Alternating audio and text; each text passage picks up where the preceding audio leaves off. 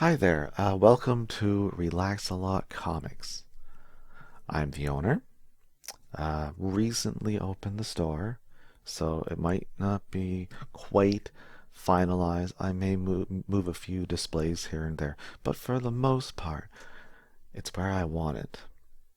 So, are you looking for something specific? I might have. I have classic comics and current comics, and by classic I mean about to the 80s.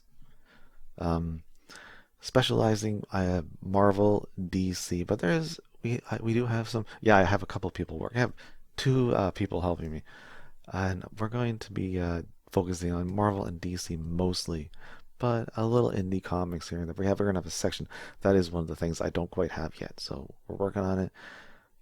Probably some other things, not just comics. There are a few toys here. It's not a big section yet. Work in progress, but focusing on comics. So enough about me. Sorry.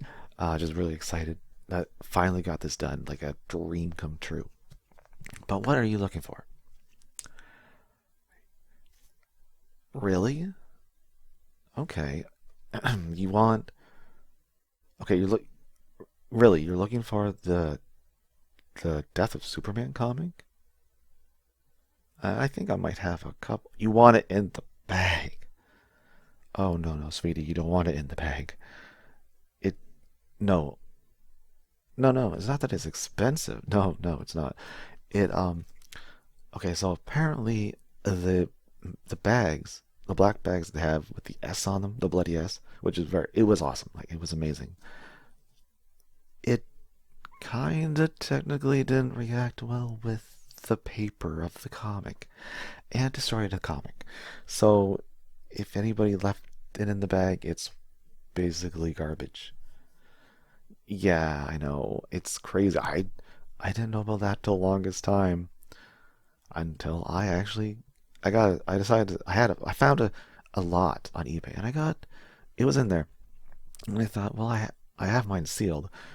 I'll just open this one. Like the one that I have is in a plastic bag with a cardboard, never touched. And then I found out what happened. So that's interesting. I looked online and it does seem to be a thing that kind of happens across the board. Nobody, I guess, really thought about what a bag could do to paper, like that kind of certain paper, like plastic bag they use in, say, 20, 30 years. Fair enough, right? Hindsight. So that's too bad.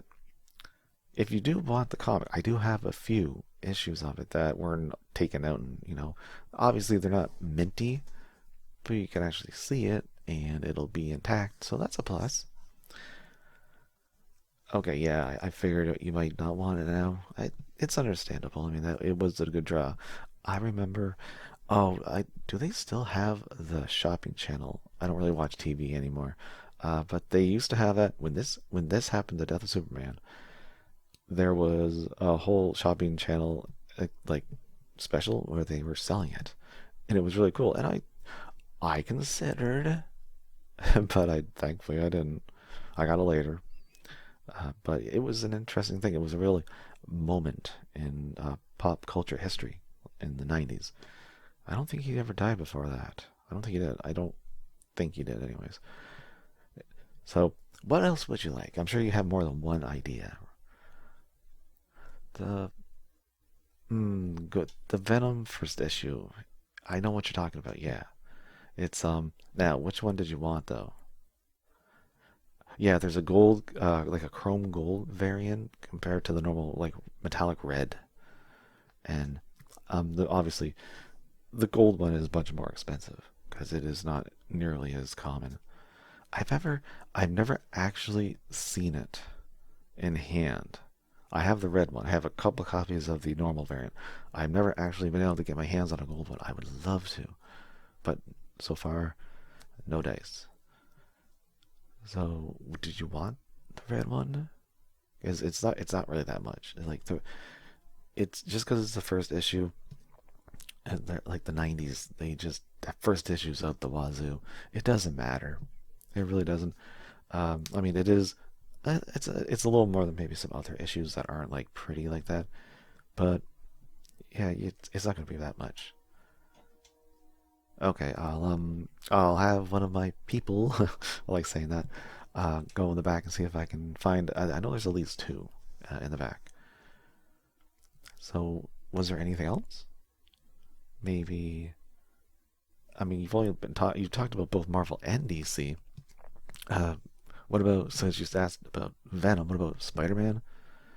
Because like, if I should actually let's back up a little bit. What exactly, since you're kind of going in the 90s, right? This is where you seem to be focused on. And that's actually a really good place if you want to because they're so cheap. Like 90s comics are made in the millions. And they thought, it's going to be worth so much. Oh my god, first editions. This one's got a holographic foil. This one has a lenticular one. Those Spider-Man ones actually are really cool. There were four for, was it the 35th anniversary? And what was it? Red, black, blue, and green. And they all had a lenticular little rectangular piece in the middle of the cover.